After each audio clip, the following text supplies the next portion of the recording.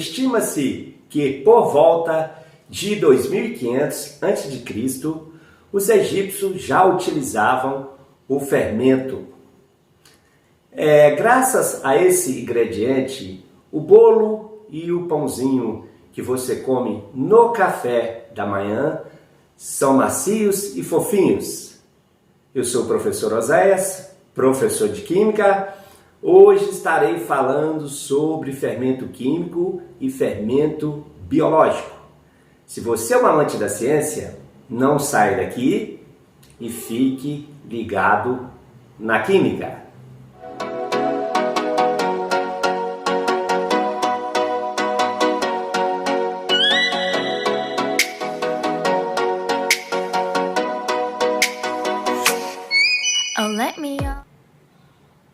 Existem dois tipos de fermento, o fermento químico e o fermento biológico.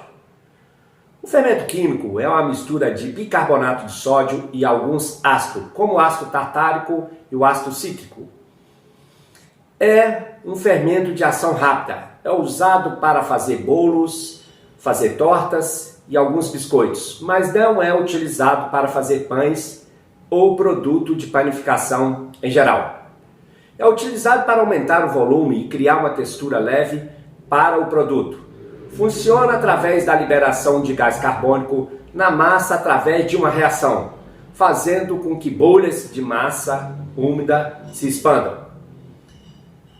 Dissolvendo o fermento em um líquido, água ou leite, o ácido reage com o bicarbonato de sódio de acordo com a equação, liberando o gás carbônico que faz a massa expandir. É recomendável adicionar o fermento ou líquido em um último momento e levar ao forno o quanto antes. Porque essa reação ocorre com aumento de temperatura. Quanto maior a temperatura, maior a velocidade da reação. Ao levar ao forno, o bicarbonato de sódio começa a se decompor em uma reação, produzindo o gás carbônico que vai fazer a massa expandir, produzindo bolos ou biscoitos macios e fofinhos. Não pode preparar uma massa com fermento químico hora antes de ir ao forno, pois pode não ocorrer a reação no momento certo e o bolo não expandir, não ficar fofinho e macio. Então vamos falar do fermento biológico. O fermento biológico é feito a partir de leveduras, geralmente a Saccharomyces cerevisiae, que são micro-organismos unicelulares heterotróficos. O que é isso? Unicelulares, que é formado por uma única célula, e heterotrófico, que se alimentam de moléculas orgânicas. Em contato com a água e farinha de trigo, liberam gases que fazem a massa crescer. Para usar, é necessário dissolvê-lo em água morna ou leite. É utilizado para fazer pães e pizzas. A levedura ingere nutrientes da massa, que é a glicose, que está presente tanto na farinha de trigo como no açúcar. E como consequência libera gases e substâncias aromáticas responsáveis pelo volume, pela textura, aroma e sabor que são característicos dos pães. A farinha de trigo contém o amido. O amido é um polissacarídeo. O que é um polissacarídeo? São formados por moléculas de glicose. As enzimas da levedura rompem as ligações, obtendo a glicose livre, da qual se alimentam e realizam a fermentação, formando gás carbônico. Esse gás tem a tendência de juntar com as bolhas de ar que se formam no momento em que o padeiro está sovando a massa.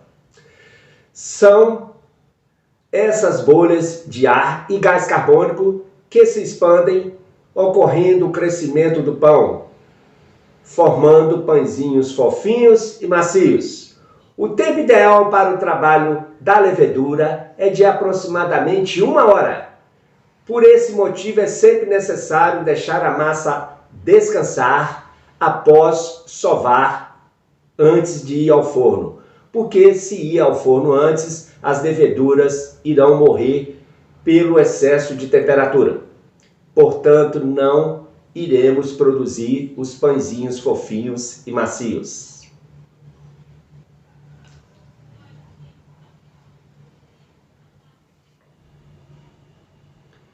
Então vamos para uma questão do Enem de 2012, a questão 63.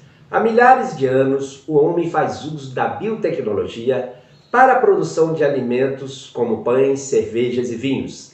Na fabricação de pães, por exemplo, são usados fungos unicelulares, chamados de leveduras, que são comercializados como fermento biológico.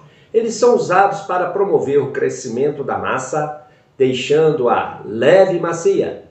O crescimento da massa do pão, pelo processo citado, é resultado da letra A, liberação de gás carbônico, letra B, formação de ácido lático, letra C, formação de água, letra D, produção de ATP, letra E, liberação de calor. Então, como nós vimos, as leveduras, elas têm como alimento a glicose. Na farinha de trigo, né, os carboidratos, existe amido. O amido é um polissacarídeo. O polissacarídeos são formados por várias moléculas de glicose. A levedura elabora uma enzima que vai quebrar essa molécula grande, esse polissacarídeo, quebrar em glicose livre e vai novamente lançar uma enzima que vai reagir com a glicose, produzindo álcool e gás carbônico. Atenção, ninguém vai ficar bêbado porque está comendo pão. Ele vai evaporar no momento em que estiver assando. O álcool vai evaporar, tá? Portanto, o gás carbônico vai ser o responsável pelo crescimento da massa, deixando-a leve e macia. A alternativa correta, letra A, liberação de gás carbônico.